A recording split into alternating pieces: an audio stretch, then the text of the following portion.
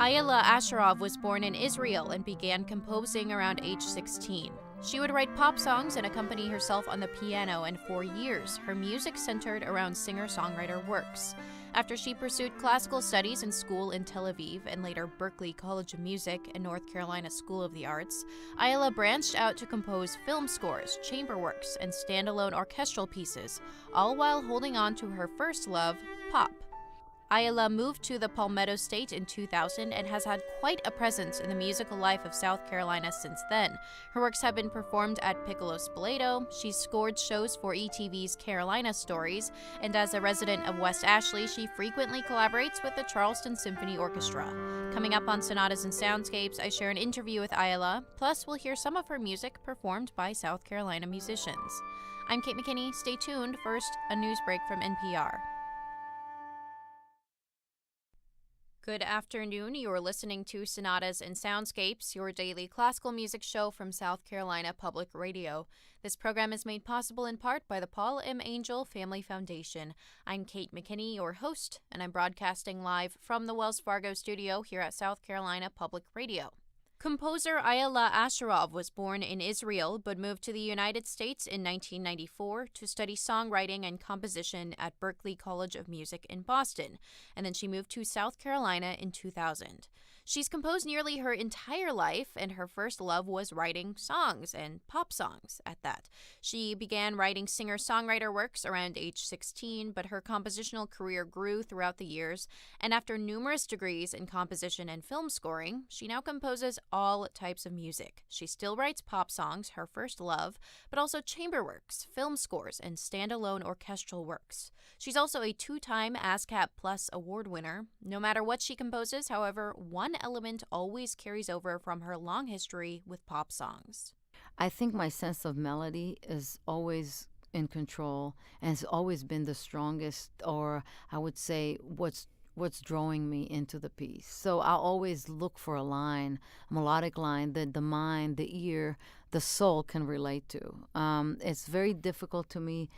If it's needed, I'll create some sort of an effect with the instruments, but really at the end of the day, I want the audience to sort of enjoy and be drawn into this beautiful place. I'm not a kicker. I don't like to kick in the stomach as a composer. I might need to do it more. Sometimes I ask myself, like, you're a contemporary composer, you need to kick more. But I think there's so much kicking around us, whether in the media, and we're bombarded with bad stuff, that I think if I can draw whatever I can from the good and put in the music and spread it out, that I sort of feel like that's the right place to be. Ayala lives in West Ashley, and she collaborates often with musicians from the Charleston Symphony Orchestra and the College of Charleston. One recent project came out of the Magnetic South program at the College of Charleston, which is a collaborative project with the Charleston Symphony. Magnetic South presents both newly composed works and other contemporary pieces, like most recently their Americana concert in February featured music by Stephen Stuckey, John Harbison, and Aaron Copeland. But of course, the opportunity to showcase the work of local and regional composers is one of the hallmarks of this program. I asked Ayala to share about her recent work, Berashit, which was born out of this collaboration with Magnetic South. It's a wonderful initiative of the College of Charleston Music Department and the Charleston Symphony, and they promote new work of new composers, which is so rare these days. And I was fortunate to be approached by them, and they said, do what you want and what you think is right. And I think due to where we live in the South and what people are drawn to, I was interested in the first, in the Old Testament, at the very, very beginning of it, the first chapter, Bereshit, which means in the beginning. I just took the whole first chapter and basically set it to music like it's a film score. And while the audience was looking at the words while the music was playing, I really enjoyed it. It was an unbelievable experience because you have the best musicians just reading your music. As Ayala mentioned, while composing Berashit, she treated the text of the first chapter of the Old Testament like she would the dialogue in a film. Line by line, the text shaped the piece. I was originally trained as a film score person, and I come from theater. And so for me, words are much more than words. They're like a dramatic situation, and I feel like as a composer I can paint it. So I treated almost like every sentence, and the first few sentences in that chapter are so strong because you're really creating a world. So it was like creating a piece of music that is inspired by words that create a world, which is sort of amazing. And it ties into my whole philosophy about music, that I think it's really important to see it as storyteller, as a dramatic enhancement to our lives. And so that piece just had it. I didn't have to do much. It's all in the words, It just told me what to write. I'm Kate Mckinney, and you're listening to Sonatas and Soundscapes here on South Carolina Public Radio. We're going to hear this piece now, Berashit by Ayala Asherov. This is Yuri Becker on violin solo, performing with musicians of the Charleston Symphony Orchestra.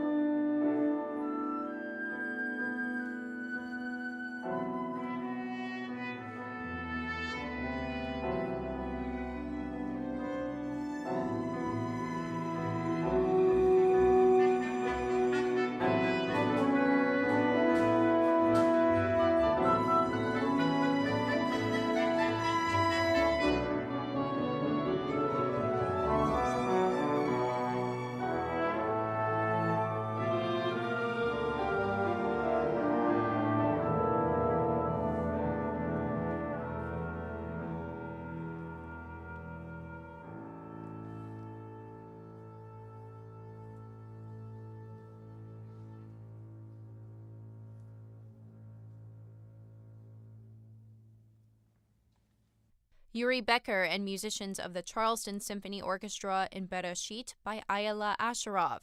That work was presented by the Magnetic South Program, a collaboration between the College of Charleston and the Charleston Symphony Orchestra. I'm Kate Mckinney, and you're listening to Sonatas and Soundscapes here on South Carolina Public Radio, and I'm sharing bits of a conversation I had with that composer, Ayala Asherov. Ayala is not only passionate about composition, but she's also passionate about sharing her music with younger generations. In partnership with communities and schools of the Charleston area, or CIS, Ayala has created the program Music Tells the Story, an innovative and interactive program for school children of the Lowcountry. For Ayala, bringing music to children is not only important for their education and upbringing, but also for the future of classical music. Children react very strongly to music. If I come into a classroom and I start playing the piano, it's like a magnet. They immediately listen. They immediately are engaged and involved. And I really think that it's really important to prepare the next generations that will go to the symphony halls and listen to what we're writing. I don't think it makes any sense to keep writing music for people that go to the symphony and not raise another generation that will love it and understand it. And I think part of the reason that we don't have people coming to listen to new music is because they don't know how to listen to it. So maybe by just starting one step at a time and connecting it to little children, it will draw more audiences into the symphony halls. So Ayala's program, Music Tells the Story, strives to do exactly that, educate and inspire a lifelong love and appreciation of classical music. This curriculum is presented in partnership with communities and schools of the Charleston area, or CIS, and I asked Ayala to tell a little bit more about the program itself and how exactly storytelling and music are linked. So far, we worked with children in schools that are unprivileged and what you call inner cities. Really what it is an interactive program that the children are writing stories and I put music to it. And so the children are inspired to write a story knowing that there's going to be music set to it that will help them tell the story. And it's after I meet with them and I talk to them and shed light on the fact that everything around them is enhanced by music. If it's television, if it's even stories that they hear today on a tape or on, everything has music. So they sort of realize that, you think it's obvious, but for some kids it's like, oh, yeah. And then we start talking about how music can describe an animal, can describe a character, can describe mood, atmosphere, all these things. And then they're motivated to go and write a story. After the 4th and 5th graders write their stories, Ayala reads them and composes music. She then gathers musicians from the Charleston Symphony Orchestra to play. So whether in her pop songs or film scores, the art of storytelling comes naturally to Ayala. She eventually received her master's in film scoring from the University of North Carolina School of the Arts. Now, out of all of the projects she's worked on, some of her favorites come from right down the hallway from where I'm sitting right now. Ayala has scored for numerous Carolina Stories episodes on ETV. I asked her about her work with ETV and her process of scoring. First of all, I was very lucky, and I met Mark Adams a few years ago, and he was working on a project. It was called Carolina Stories. They did all kinds of stories about the South, and it was about Charles Pinckney. It was just great. And he was asking for very specific places. He didn't need all the music. Had a lot of illustrations, and it's just the minute you see a picture, it actually helps. You see sort of an incomplete piece of television show, and usually the director will say, oh, here we'll have this, but I need something for there. And you see a little footage, and sometimes you'll have interruptions, but you'll sort of figure it out. And you'll really hope that nothing will change, but everything will change. And then you'll have to cut and do all these things, but it's part of the process. Beyond her work with Mark Adams on the story about Charles Pinckney, Ayala also worked with ETV's Betsy Newman on the Barracks of Hobcaw, another in the Carolina Stories series. I'm Kate Mckinney, and you are listening to Sonatas and Soundscapes here on South Carolina Public Radio. We're going to hear an example of one of Ayala's scores. This is for Pencil Point, an animated short, and it's a different kind of scoring. Ayala actually composed the music before the animator worked on anything visual. It was a highly collaborative project between the two artists. You can find the short itself on YouTube. Pencil Point came after the South Carolina Film Commission's Indie Grants funding. This is Yuri Becker leading the College of Charleston Orchestra in Pencil Point by Ayala Asherov.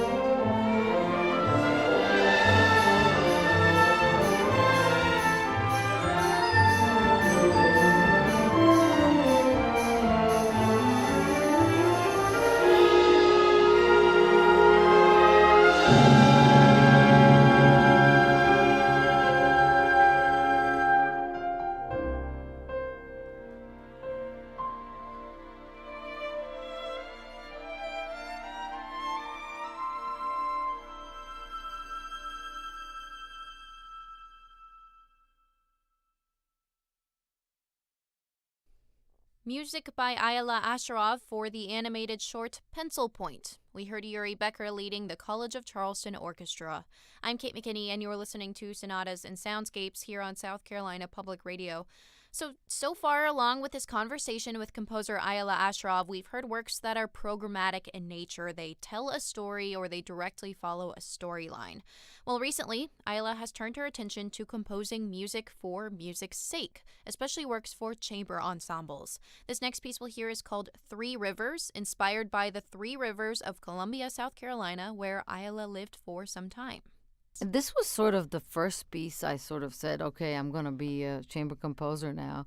I had worked with Dick Goodwin together with Jenny Maxwell, she's an author, on a piece for children called Porcupine Saves the Dance. And I've always been fascinated, like you know, with children and stories and Peter and the Wolf. And so we got to do something. So we did that. And Doug Graham, wonderful clarinetist, he was in the ensemble, and he said, you know what, write me something.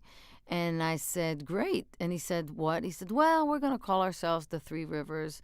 And so I said, well, I'll write something that is about the Three Rivers. I wrote this piece about the rivers, and the funny thing was that I felt like three movements is not enough because there are three rivers, right? And I said, okay, I need to have a fourth movement, but there is no fourth river. So I thought, well, obviously, what we all need when there are rivers is a bridge to stand on and look at the flow of the rivers. So I think I ended up with a fourth movement called View from the Bridge, which I love the most. It's very static, and it sort of contradicts the other movements with the flow of the rivers. And they did such a wonderful job, and they really sort of pulled me into the world of writing music for the sake of music. And I'm forever thankful for knowing them and given the chance to write that piece. Let's hear selections from this piece, Three Rivers Now. The movements are Congaree, Broad, Scene from a Bridge, and Saluda. Music by Ayala Asherov. This is Doug Graham on the clarinet, Neil Casey on viola, and Winifred Goodwin on piano.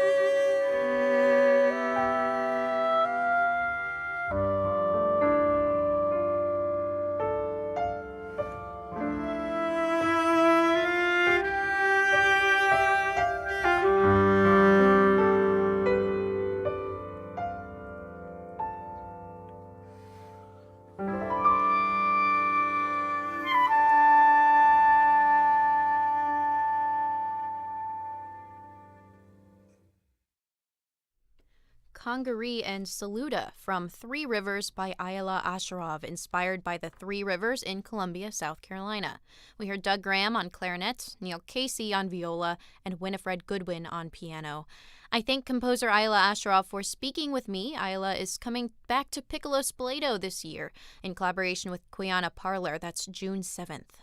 I'm Kate McKinney, and you're listening to Sonatas and Soundscapes here on South Carolina Public Radio. Support for this program is provided by our listeners and Artfields.